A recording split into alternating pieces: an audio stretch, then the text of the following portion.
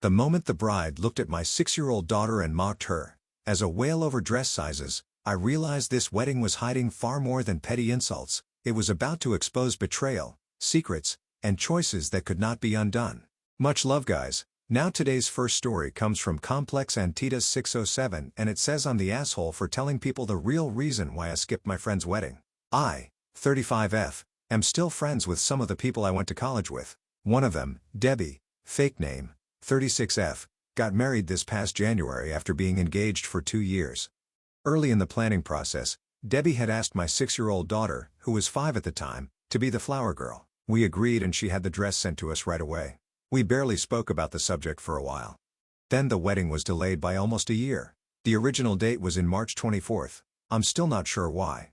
I've heard 3 or 4 different reasons. By the time the actual wedding date came around, the flower girl dress did not fit my daughter anymore. We didn't find out until roughly 10 days before the wedding.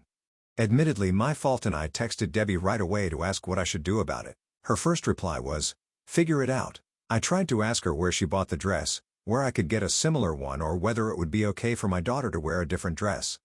I basically gave her a list of ways I could fix this and asked her what she preferred. Debbie responded with, "I don't have time for this. Stop making your whale daughter my problem."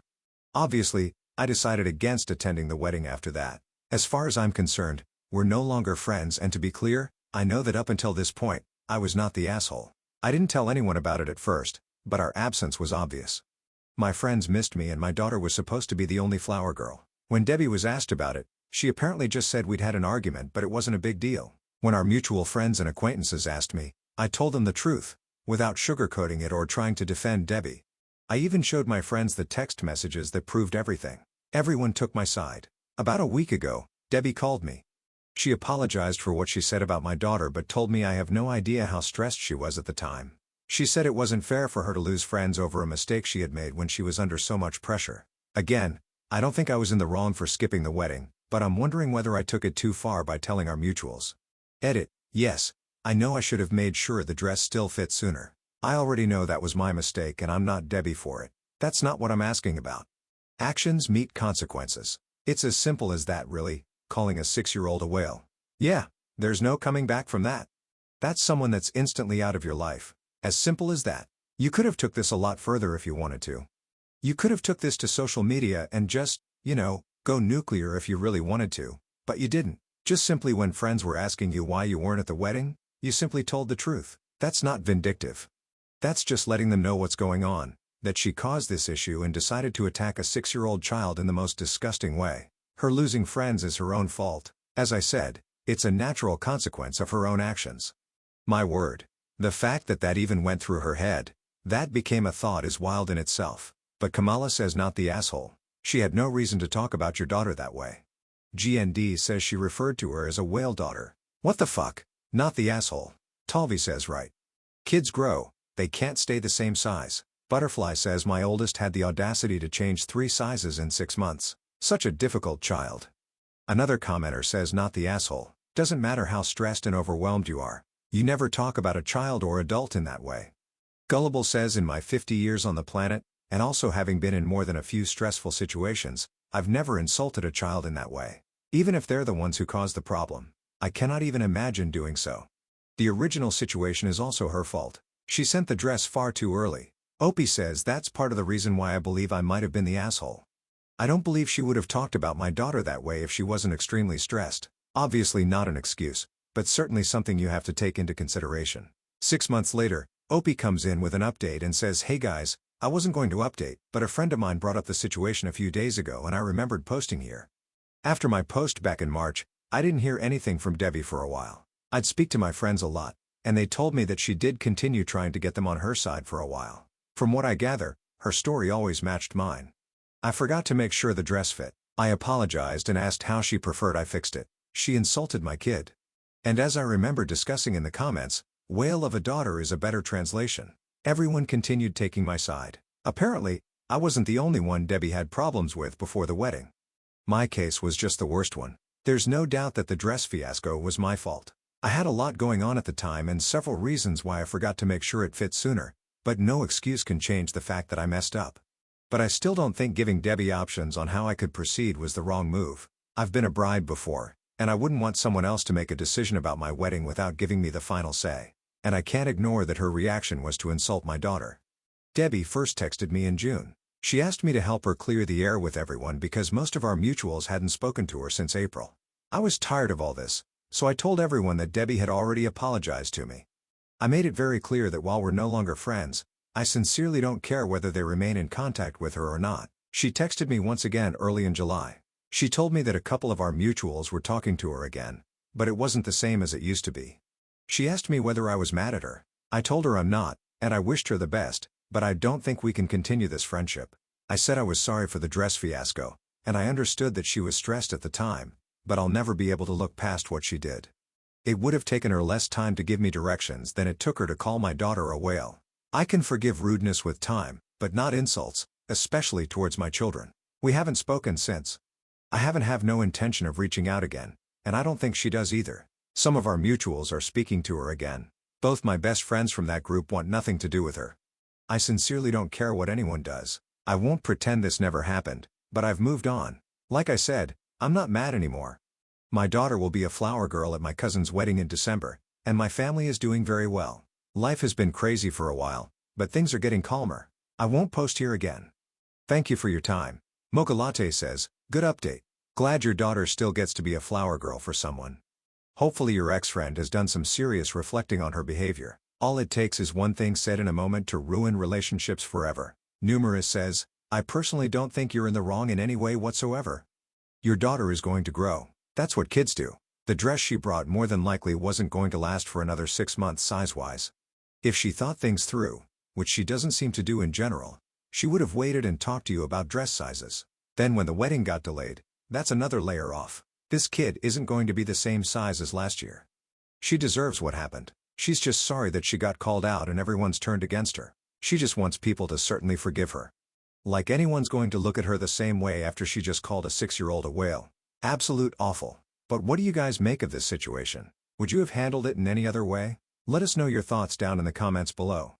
Let's move on to another story. Our next story comes from a throwaway account who says that my birth, mom or dad, after 23 years. My male 23 was raised by a single father who passed away 3 years ago. When I was around 15, he sat me down and explained that my mom is alive, that I'm the result of a one-night stand during his college days in the US. He said my mom wanted me to be put up for adoption, but he chose to take full custody and raise me on his own. It's important to mention that my father was Italian and my mom is American. They met when he was studying in the States. I moved to the US pursuing my master's degree in the same city where my mother lives, though we've never met and as far as I know, she has no idea I'm here. Last week, I broke my hand and ended up in the ER. That's where I met her. It was strange and emotional, but I kept my cool and pretended not to know who she was. When she saw me, she looked shocked, but kept things professional, though I noticed her staring at me more than once. Had to undergo surgery, and she checked on me before and after the operation. Everything was strictly doctor-patient interaction. Yesterday, my aunt, dad's sister, called me. She told me that my mom had reached out to her through Facebook, explaining the entire encounter. She said my mom wanted to hug me, kiss me, stay by my side the whole time I was in the hospital, but when I didn't react to her, she assumed either I didn't recognize her or that I hated her. She begged my aunt to talk to me, to convince me to give her one chance to explain. She wants to be a part of my life. She wants to meet her kids. She wants her boy back. My aunt told her she wouldn't take sides. She said she'd talk to me and leave the decision entirely up to me. Being the good Christian woman she is, she encouraged me to give her the chance to explain. Honestly, the little boy inside me wants to meet her, to hug her, to finally have a mother in my life, but the man I've become feels anger and resentment. I know this is my decision to make, but I haven't been able to sleep, and I would like to hear strangers' opinions. My mind keeps spinning. I imagine having a beautiful relationship with her, getting to know her kids, but I also feel jealous. They got to grow up with her. I didn't.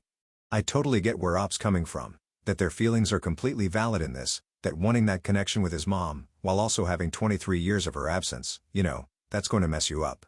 And with things like this, I think it's always a very personal thing how you would feel about it. I can only say from my point of view, I'm always a curious person. And I can't say that I would definitely do this, because obviously I'm not dealing with the intricacies of what he's going through, the feelings that he's got at this moment in time. I'm literally sat here behind the microphone reading it. So I can't say that I would 100% do this, But I think that I would want to meet her just to hear what she has to say, just to listen to it. Because as I said, I'm curious like that. And maybe OP could start it slow if he really wants to. You know, just start with a small coffee, setting boundaries, like you need to understand what happened before anything else is talked about, or you don't want to meet the half-siblings just yet. The commenter says to OP, "My husband is adopted." After she explained the situation at the time, we were thankful she made the choice that she did. It brought a lot of closure of the resentment he had been carrying his whole life. She is now an active part of our family. EP says, "I'm glad it worked out well for your husband. Hopefully it works for me too."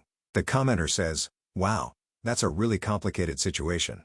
I think it's normal, expected, and even healthy to have conflicting emotions." Quoting OP saying, "Honestly, the little boy inside me wants to meet her, to hug her, to finally have a mother in my life," and says, "This seems like a good reason to meet her, to connect with her and possibly open the door to having a mother." And quote saying, "But the man I've become in resentment," and says, "This seems like a good reason to meet her, to connect with your feelings of anger and resentment and give those feelings a voice to the person who created the situation that led to those feelings." And quote one more time saying, "Imagine having a beautiful relationship with her, getting to know her kids."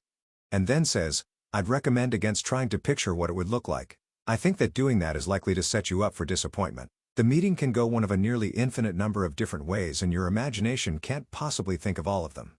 If you do decide to meet her, I'd suggest that you have a goal in mind for yourself. What do you want to get out of the meeting for yourself? Also, try to make the goal be something you have control over. For example, making the goal, 'She loves me,' isn't a good goal since you have no control over it. A goal of something like, 'I want to hear what she has to say and then share how I've been feeling my whole life,' is something you can control. What she does as a reaction to this is outside of your control. Whether or not you tell her is within your control. Likely, you will feel a variety of different emotions. This is normal. If it gets too overwhelming, I'd recommend looking up a technique called box breathing. It's a very simple form of meditation and can be good at forcing you to focus on your breathing, giving the rest of your brain and your emotions a chance to rest for a moment. I hope your reply is saying thanks for your comment. It is very helpful. Another commenter says, "My best advice would be to listen to yourself first and foremost. All your emotions are natural and there's nothing wrong with meeting up to test the waters. Explain how you feel, like you said you'd like to. Then see the reaction of both sides. Having strong feelings towards someone you've never really met is perfectly normal. When it's a family member and talking about all your feelings, positive and negative, seems the best stance. There's nothing wrong with being honest. You owe that to yourself. Whatever your decision, make sure you're looking out for yourself and remain honest. You seem like a lovely young man. Your father did a great job, and so will you. Best wishes, good luck, and much love." Opie says thank you. "My father, my aunt, made sure I had a wonderful childhood." Chino Flower says, "Adoptee here. I think it's really easy to assume things about our birth parents. And it's quite likely that even though your bio dad didn't have the full story about her, I'm not saying she was perfect and that her story absolves her from all or any blame. I'm just saying that you don't know that yet. I met my bio mom. It helped in a lot of ways, and made some other things more complicated. But I don't regret a single part of it. You get to make all the rules about any relationship going forward and establish whatever boundaries you need. If you decide to do it, then only you know if it's the best decision for you. And if it is, when, go in with an open mind. At the very least, you can get more info about who you are and where you come from. Best to you." Opie says, "I agree. I think I need to know her reasons. It might help or it might not, but it's better than being left guessing." So it says 70 days later, Opie comes in with an update and says, "First, I want to thank all of you. Your comments were really helpful and a special thank you to everyone who advised me to forgive and meet her. I asked my aunt to arrange a meeting in a quiet public place. The moment I met her, I felt like I would collapse. My emotions were everywhere. Deep down, I just wanted to hug her and cry. But I kept my cool. She looked nervous, holding back tears. After some small talk, I finally asked, 'Why didn't you want me? Why didn't you ever reach out? And why now?' I told her that even though my dad gave me a beautiful life, I always felt something was missing. I grew up believing my mom was dead. Finding out she was alive filled me with anger and confusion. Since then, I pushed myself to be the best at everything, maybe to prove it wasn't my fault she abandoned me." She broke down and told me a story. She had been the golden child with a whole future planned. Getting pregnant destroyed her world.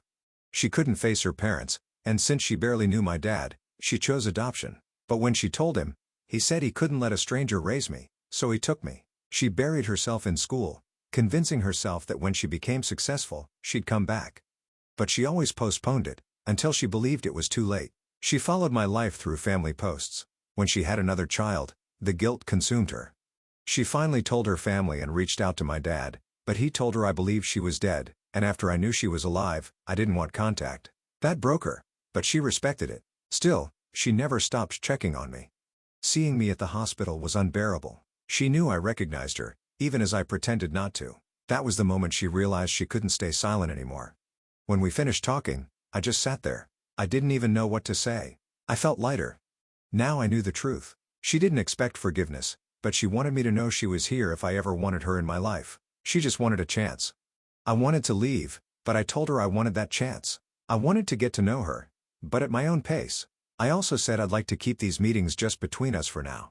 She agreed right away. No pressure, just whenever I'm ready. After that day, we started texting.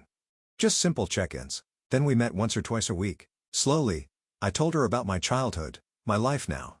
She shared her side too. Her family, her siblings, her daughters. It felt strange at the beginning, but slowly it became easier. 2 weeks ago, I went to her house for the first time. I met her family. Her husband was very welcoming, and her daughters were lovely and excited to meet me. It felt a bit strange at first, but also warm in a way I didn't expect. And today, she told me that her parents want to meet me. They invited me this Sunday to their house so I can meet them and the rest of the family. Even though I don't fully feel like a family member yet, I still feel some anger and jealousy, especially when I see her with her kids, but I'm glad for everything that has happened so far. I just hope it keeps getting better from here. Spokeswoman says to the OP, her kids are your half-siblings. They might feel anger and jealousy too. You're not the only one with feelings. Hope you'll try to embrace your new family eventually. Slowly is fine. Try to let this expand your heart, and who couldn't use another set of grandparents? OP says, I know that they are my siblings, and I like them. They are lovely, and they seem excited and happy to know me. The anger and jealousy are my own feelings that I'm dealing with myself and trying to let go of course. I'm not showing my siblings these feelings or making them feel bad. Dangerous says females face this path to either raise kids in a poor situation or other options like giving up a child for a better life for both of you. Your mom didn't stop thinking about you and has been watching you from afar. I think you two need to make up time now. This was a bittersweet story. Coco Almonds Rock says I'm adopted. I met my birth mom when I was in my early 30s. What I found, generally, just by talking to people, is that when people look to these people they're connected with to fill some holes in themselves, it doesn't work. But when people are whole and just looking to expand and learn more, it does, even if you don't become best friends. Jilted at the Altar says I'm glad you are slowly getting to know each other and the family. You may have lost a lot of years together. You have the future ahead of you.